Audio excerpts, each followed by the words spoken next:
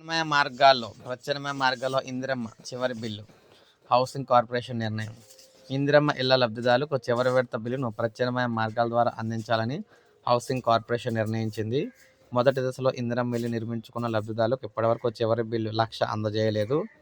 ప్రధానమంత్రి ఆవాస్ యోజన ద్వారా నిర్మించుకునే ఇళ్లకు కేంద్రం తన వాటా కింద 72,000 రాష్ట్రాలకు అందిస్తోంది. ఈ బిల్లు వచ్చాక ఇళ్ల లబ్ధిదారులకు చివరి బిల్లును అందించాలని ఇన్ని రోజులు అధికారులు ఆగారు.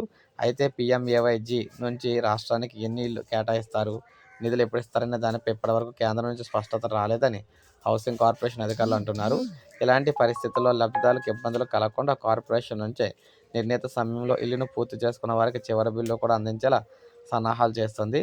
ప్రభుత్వం నుంచి ఆమోదం రాగానే చివరి బిల్లును లబ్ధిదారుల ఖాతాలో జమ చేసేందుకు ఏర్పాట్లు చేస్తున్నారు.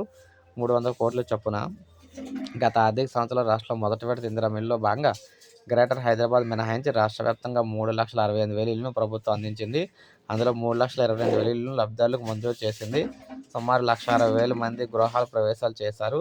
మిగతా లబ్ధిదారులు ఇళ్ల నిర్మాణం చివరి దశలో ఉన్నాయి. ఒక్కో లబ్ధిదారుడికి ఇళ్ల నిర్మాణానికి 4 దశల్లో 5 లక్షలు హౌసింగ్ కార్పొరేషన్ అందిస్తుంది.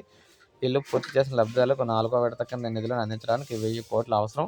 అయితే వీటిని 300 కోట్ల చొప్పున 3 విడతల్లో విడుదల చేయాలని అధికారులు భావిస్తున్నారు. ఇంకా ఇళ్ల నిర్మాణం పూర్తి చేయని లబ్ధిదారులకు కేంద్రం వాటా వస్తే వారికి ఇచ్చే అవకాశం అయితే ఉంటుందని పేర్కొన్నారన్నమాట. సో ఈ విధంగా ఎవరైతే ఇల్లు నిర్మాణం చేసుకున్న వారికి ₹1,00,000 అనేవి ఆల్టర్నేటివ్గా రెడీ అయితే చేసి విడుదల చేయబోతున్నారు. సో ఇది అప్డేట్. ఒక లైక్ చేయండి, సబ్స్క్రైబ్ చేసుకోండి. మన ఛానల్ సబ్స్క్రైబ్